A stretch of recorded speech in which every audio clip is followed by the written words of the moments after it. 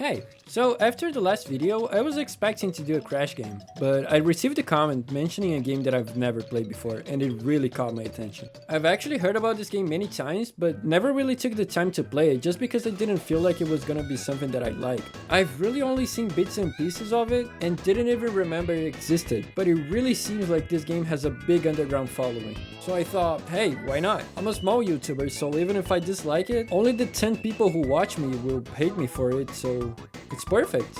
The thing is, there's actually several Bloody Roar games. Oh, that's mine. So I didn't really want to do any research on it, so the only real bias I'd have would be from playing a lot of Tekken. So because I didn't know which one to play, I decided to play all of them, of course. Oh, and a quick reminder, I'm a casual fighting games player, so don't expect any deep analyses of the starting frames for each move. I couldn't do that even if I wanted to. Okay? Alright. So, developed by one of my favorite developers of all time, Hudson Soft, and 18? Bloody Roar is a series of fighting games published by more companies than This Guy Changes Music genres, and now having its rights held by Konami after 2012.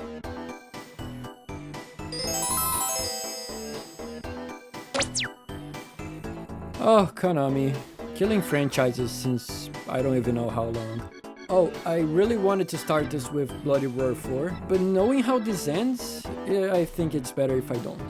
Anyway, you boot up the game and you're greeted by this.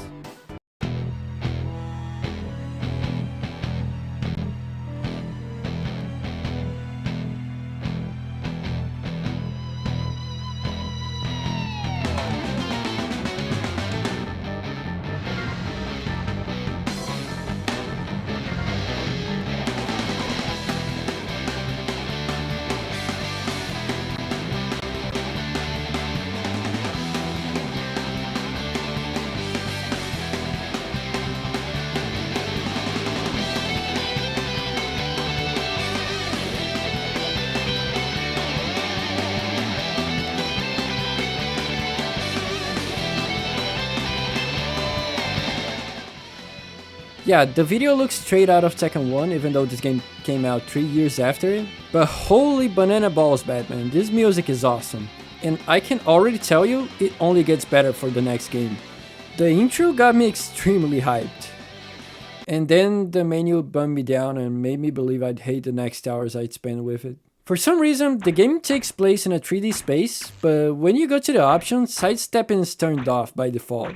Which is an odd choice, but then I also noticed that you got only one button for punching and one for kicking. Circle used to turn into your beast, and triangle to rave? You got 8 characters to pick. Yugo the wolf, Bakuryu the mole, Gado the lion, Greg the gorilla, Long the tiger, Fox the fox, Alice the rabbit, and Mitsuko the boar. Each one has a different moveset and a different beast. Yugo has the Jin Kazama look, so I picked him because I wanted to follow the main storyline, and the game selected Greg. I was then thrown into my first fight where I instantly got a foot to the face. But it's okay because I also learned how to do a Shoryuken. The game starts pretty easy, you got your health bar, your beast meter, and it feels when you hit your enemy or when you get hit. You can then press circle and turn into a beast, which also makes the circle button turn into another attack button. So now you got 3 attack buttons instead of 2. While in beast mode, your health also refills and your beast meter depletes every time you get hit until you go back to the human form. Oh, and you can also throw your enemies out of the map in the last round, so my fight ended with Greg falling to his death. You win. Lucky it wasn't a full moon tonight. But anyway, my second fight was in the middle of a road somewhere, and someone just put a ring on it, and that was it. If you didn't notice, there's no story so far. Nothing to explain what's going on, nor to explain why the hell am I getting beat up by a furry that got too excited by his fursuit. The fighting is actually way better than I expected. The game feels great to play, and the Rave button from before actually makes you move faster and able to connect special moves and attacks, while it drains your beast meter. Even as a complete casual, I was able to beat this game in about 20 minutes. And beating the game in different ways actually gets you different cheats to use. God, remember cheat codes? Yeah, we can't have that anymore. Now if you wanna cheat, you gotta pay for time savers or whatever they call it. Oh gaming, what happened to you? I couldn't find how many stages there are in this, but they weren't really impressive, nor did they really stand out to me. I'm not sure if I didn't care enough because I was really into the fighting, or they are just nothing special. And I can actually call some of them pretty bad looking. Oh, actually there's one that stands out, and that's the last stage. After beating everyone, you fight a creepy looking girl named Yuriko, which then transforms into a Power Ranger, but after you punch her face a lot, this happens.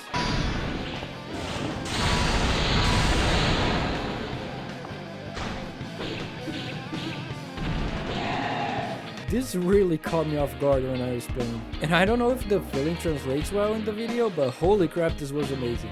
After defeating her, I got my first and only bit of story, which was a PowerPoint of Gato saying he was impressed with Yugo and that he probably inherited his father's abilities. And there's this corporation named Tyron that does mind experiments, so Yugo asks about his father, which apparently he was after, and Gato says he couldn't save him. Yugo then goes away and promises his dad that he will destroy all of their enemies, and the game ends. I don't know why he didn't destroy the labs. I mean, he was right there, right? But anyway, after you finish the game, you get the credits with the devs showing how much better than you they are, and then you put your name and score in the ranking, which I understand in arcades because a lot of people play it, but never understood why it is on a PS1. Never mind. Next game. The sequel was released in 1999, 2 years after the first one and late to the PS1's life. And if you thought that the first game had a good intro, holy shit.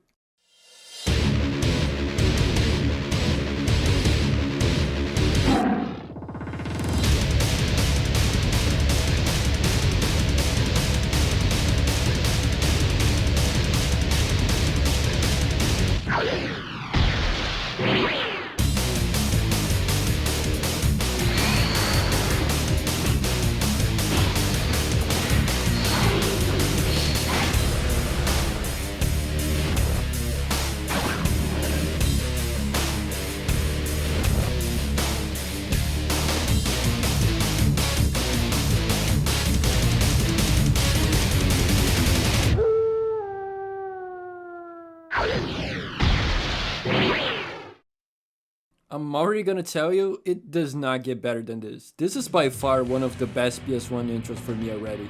And while the music on the first game was good, this one just knocks it out of the park. Oh, you also get a Resident Evil Bloody Roar 2, the new breed. The presentation just got so much better. There are some new characters in this one. Stun the Insect, Sheena the Leopard, Uriko the Half-Beast, Busuzima the Chameleon, and Jenny the Bat. Gado and Shenlong are secret characters, while Fox, Mitsuko, and Greg were just left out. Sorry about that, Greg. Oh, Bakuryu is now Bakuryu II. He's the trainee of the original Bakuryu. It seems like I've heard this before. But maybe not. The gameplay is better than the last one. The game felt faster and smoother to play. I was even able to pull out some combos, which I probably did like twice in the first one. This game really makes you feel like you're good at it, even though you're not. They also added a new super attack that can be connected with combos and takes a big chunk of your enemy's health. They all look pretty cool besides this one that I think looks kinda dumb.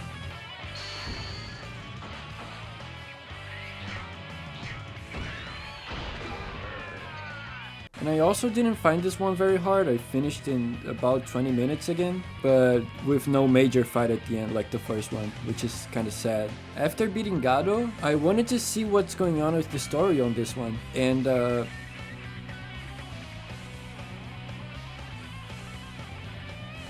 guys, I think you forgot something. And after throwing my name, I actually noticed that there is a story mode, and hey, I was really into this, so more game for me. You get a second intro and see that each character has its own story.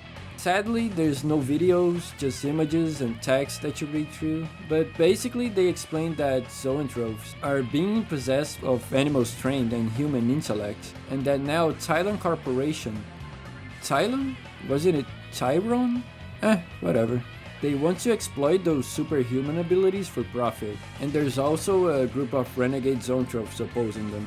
After succeeding, the zoanthropes started drawing attention from the whole world, but the humans started oppressing them, fueled by envy and fear. So the zoanthropes formed a new organization, the ZOLF, the Zoanthrope Liberation Front, fighting for zoanthrope rights and using their forces to overwhelm the human forces. However, the world learns that the ZOLF was actually a terrorist organization, convinced that zoanthropes were superior and advocating for zoanthropes to rule the world.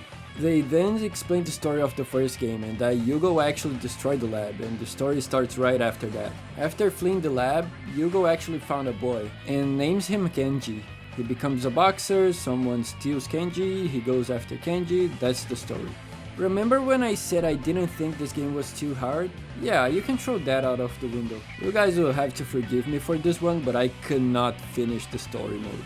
It's fine at first, but after I got near the end, first there's a fight with Bakuryu, where I noticed how much damage the specials do.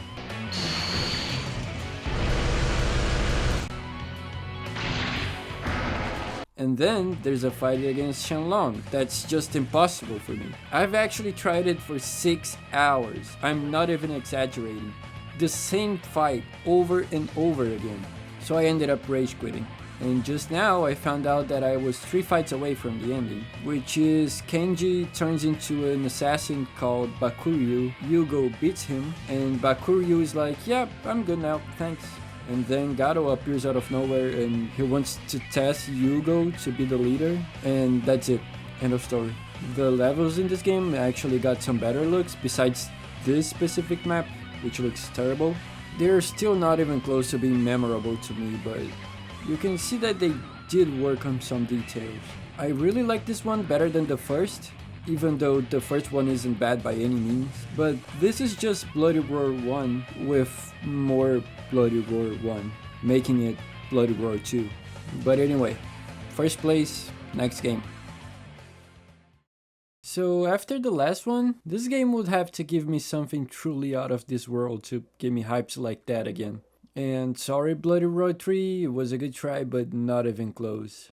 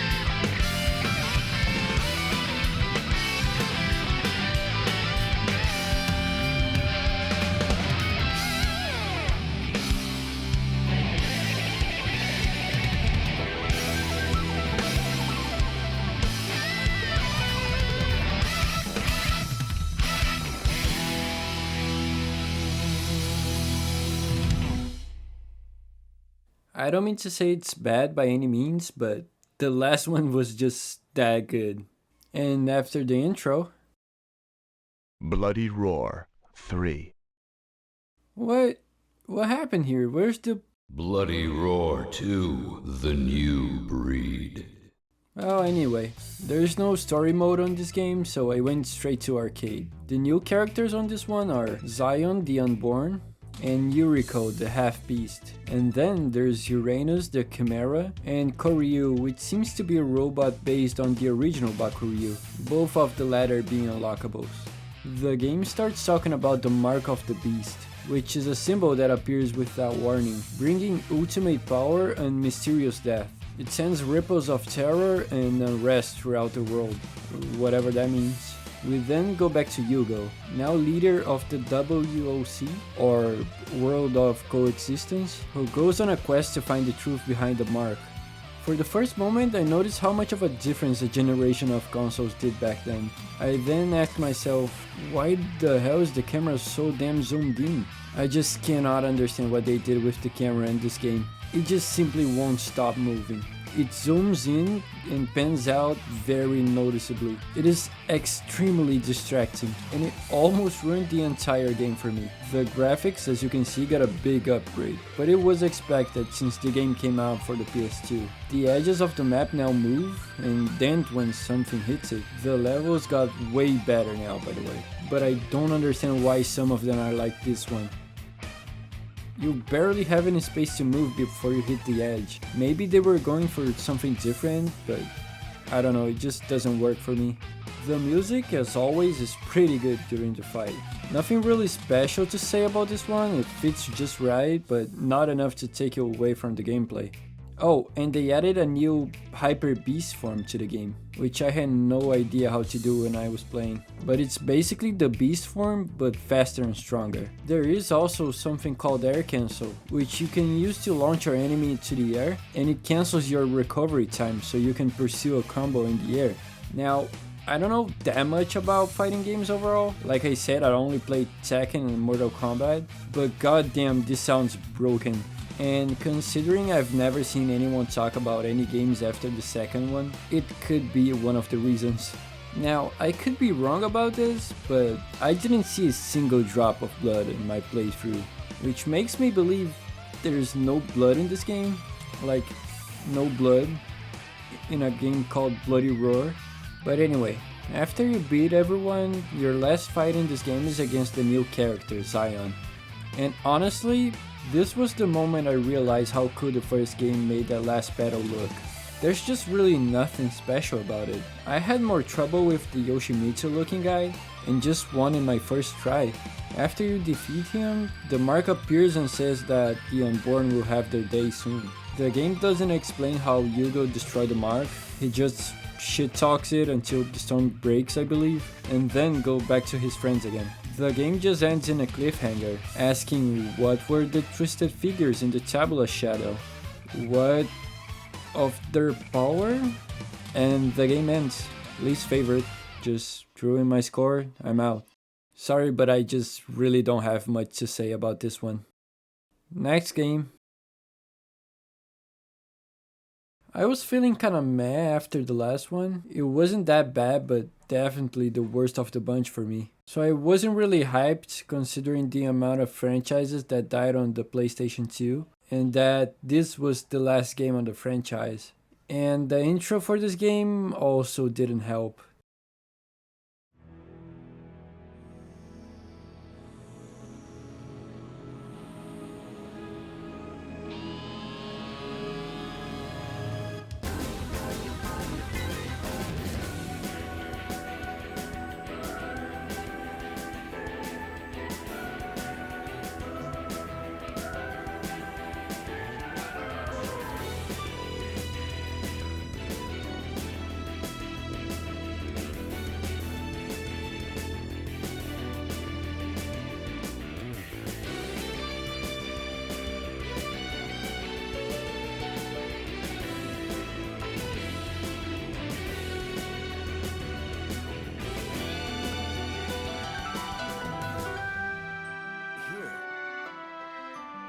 He's in here.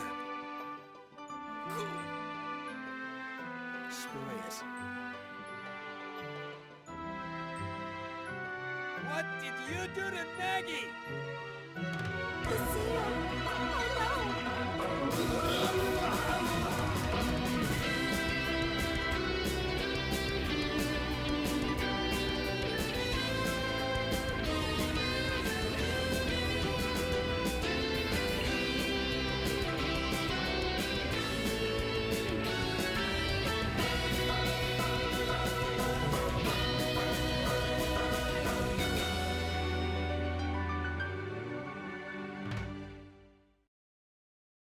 It just gave me some really hard Dead or Alive vibes. This made me laugh though. What did you do to Nagi?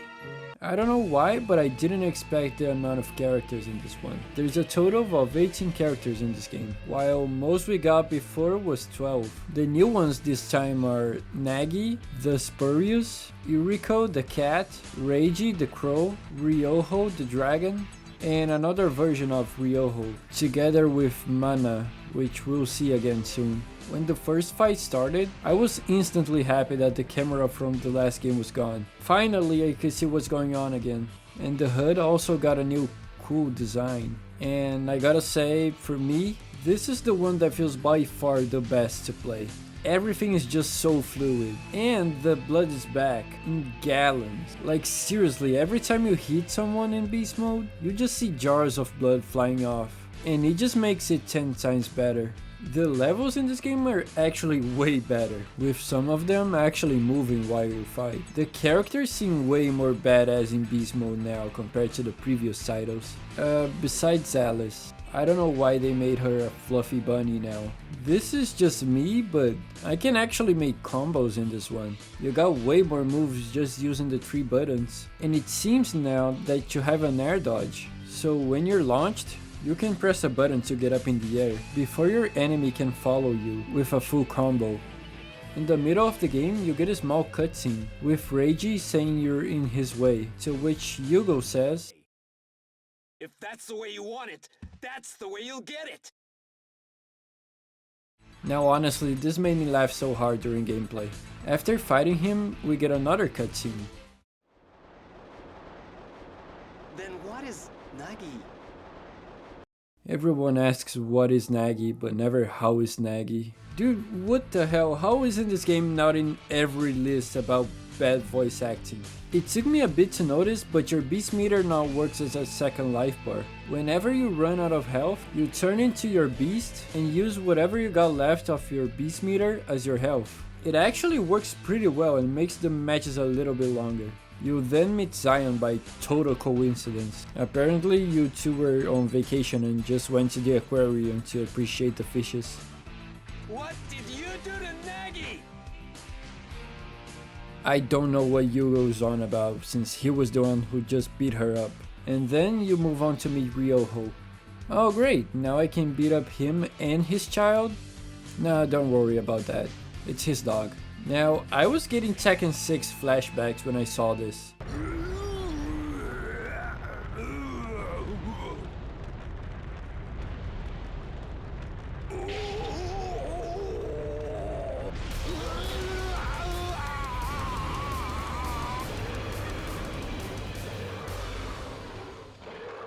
I was ready to waste the rest of my day in this fight only, and...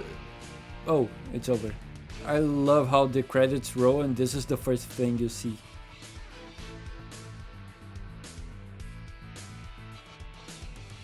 So overall, Bloody Roar 4 was my favorite. It's the one I had most fun playing, and while I believe the others one were amazing, it just stood out the most for me. One was the most basic, a new concept to fighting games where you basically had 2 characters in one. 2 just grabbed the first game and made it better. 3 had better graphics.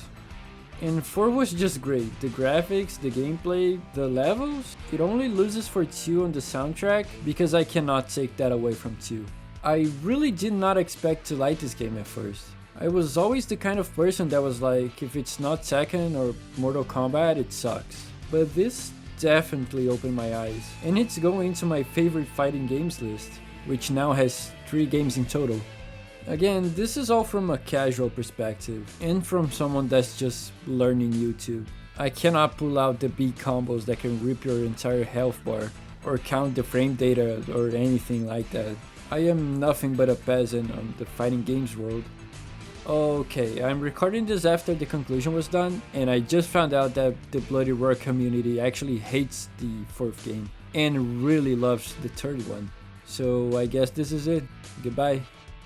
Oh, and there was another Bloody Roar games called Bloody Roar Primal Fury that I had no idea existed, but they call it 3.5, and if it is anything like 3, I better stay away before it piss anyone off. Well, I hope you like this one, and I hope you don't hate me because 4 is my favorite. If you have any ideas for another game, please let me know. And if you want to take the moment to subscribe, I'd greatly appreciate it. Stay safe.